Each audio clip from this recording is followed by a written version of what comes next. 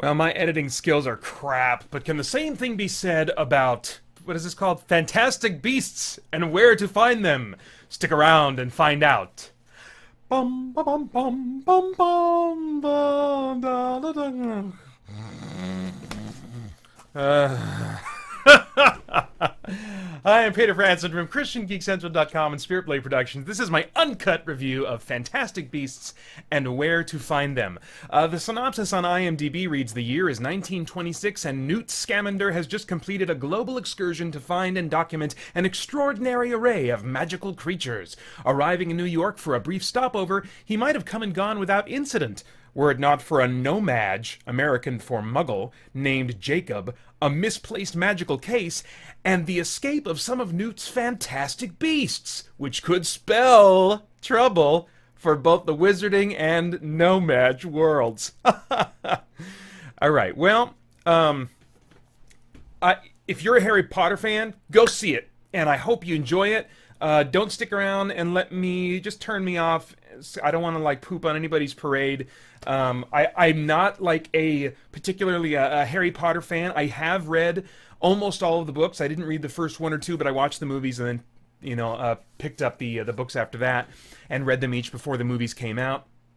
And I enjoyed a lot of those books. I'm not a Harry Potter fan, but I enjoyed the writing. I thought the characters, interesting characters that I felt like I could care for, and the movies, I enjoyed them, to a degree as well. I'm still not, I don't think, the primary audience for the Harry Potter movies.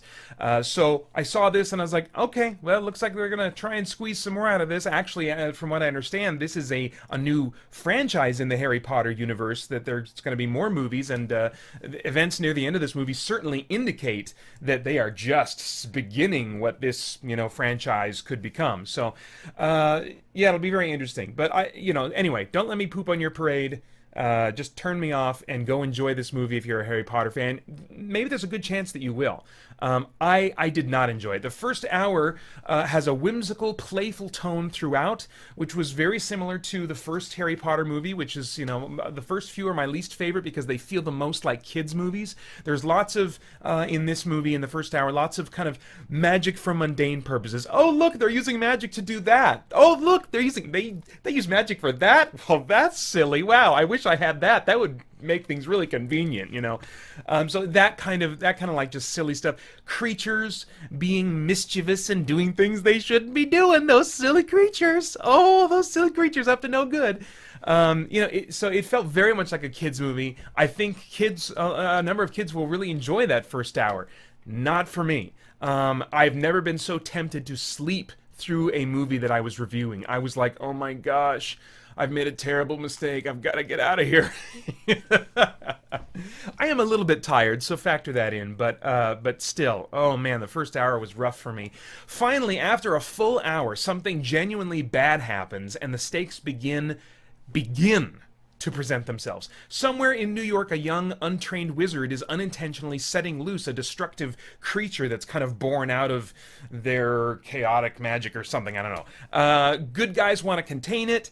Bad guys want to use it for world domination or something. It's not really clear to me. But when the real threats finally present themselves, I don't care about the struggle of the heroes, because the first hour was spent showcasing creatures and magical gags instead of showing me who these characters really are and why I should yearn for them to succeed. I would have loved to have known more about the main character played by Eddie Redmayne and why he cares so much about these creatures. I mean, I grew up with pets, but I'm not like a huge animal lover. Clearly, this guy really has a deep respect and love and feels a responsibility to care for these creatures and see that they're taken care of.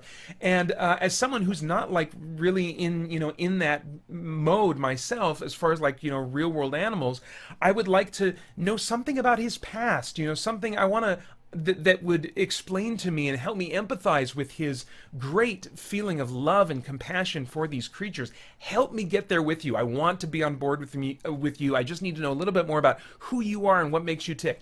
Same for all the other supporting characters. They could have just done a few little things here and there, not a lot more, to just engage me and make me feel for them and make me understand, what it would mean for this supporting character to get the bakery that he longs to have, and what it would mean for this woman to be able to get back in with the wizarding community that's kind of ostracized her a little bit. I just needed a little bit more. Anyway, the cast was good. I mean, I'll only mention Eddie Redmayne. He has quirky timid down to a science. Quirky timid is like, he's your go-to guy for that. He does a great job bringing that to this character. In fact, his performance made me want to know his character all the more, So it was bittersweet that the script didn't give me more about his character and his background and what makes him who he is. Everyone else in the cast was fine, but nothing really stood out to me. All right, let's see here. Stunts and visuals. Well, I won't talk about stunts really. Visuals, though. The visual design throughout the movie, through the costumes and the architecture. I don't usually think about architecture, but I really enjoyed it. The color scheme was muted largely in this movie, which I like, but the look of the world was still ornate and just beautiful to my eye, so I really enjoyed it. CG creatures are CG creatures, so run from the tennis ball, it's going to eat us alive, is the game that the actors definitely were playing for a lot of this movie. Okay, so is there anything of moral, philosophical, or spiritual relevance that might stimulate worthwhile thought or conversation after seeing this movie? Well, for me, not much naturally jumped out. There's a reference to Salem and several points in the movie, and there's also the appearance of a pentagram, and both of those things anchored this fictional version of witchcraft to real-world history and witchcraft, although the actual practice in this movie is, like the Harry Potter movies, still the same fantastical brand of magic, rather than anything that looks like Wicca or any kind of real-world sorcery. There's an authoritarian female leader of an anti-witch movement that identifies her cause with being a seeker after truth, is the phrase that she uses, and the big evil outcome that the wizards are trying to avoid, I don't want to say evil outcome, but the horrible outcome that in their minds that they are trying to avoid is the revelation of the existence of the wizarding world to non-wizards. That's like, we cannot let that happen. That's like the big stakes in this movie. Whether it's the view of the writer, I don't know, but the view of the fictional world here seems to be ignore or conceal the truth and we'll all get along better. That's better than like the conflict that would arise that would potentially maybe even cost people lives. I mean, they talk about it being war, inevitable war if the wizarding world was revealed, and that seems a little bit extreme to me, but who knows? It's all fiction and weirdness anyway. And that it may be true in some cases that, if we ignore or conceal truth, we're all going to get along better, at least on a surface level. The truth is that truth sets us free from being weighed down by secrets or unspoken conflicts in our relationships. When we don't deal with conflict between us and family members or friends, and we just kind of sweep it under the rug, then it just becomes a burden that we're just constantly living with, and it causes relationships to start to drift apart because we just don't want to deal with that. And we need to hear and accept truth about ourselves, whether that's truth that we just kind of realize from taking a hard look at ourselves, or truth that others reveal about us in conversations with us. We need to hear and or accept truth about ourselves. We also need to share truth with others. That's how we grow as people. Having a comfortable, peaceful life can't be the priority for us as Christians. Truth has to be the foundation of all we think and all that we do. At the same time, we have to learn how to speak truth effectively with others, sensitively giving them undeserved favor. That's the meaning of the word for grace used in the Bible. Favor that other people don't deserve. We have to get better and better at giving them in our interactions with them. We have to develop the habit of apologizing for any amount of wrong that we bring in to those interactions. So we have to have truth and grace working together at the same time, but both are really important. We shouldn't be neglecting either one. So Anyway, that's just kind of some of the things that sprang to mind through watching this movie. Now, if I have no idea what your tastes are. If I were to travel back in time and talk to myself, I'd go, Pater, skip, holy crap, skip. You are not the audience for this movie.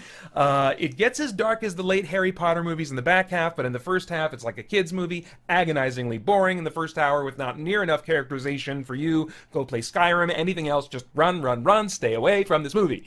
You are not the audience. All right.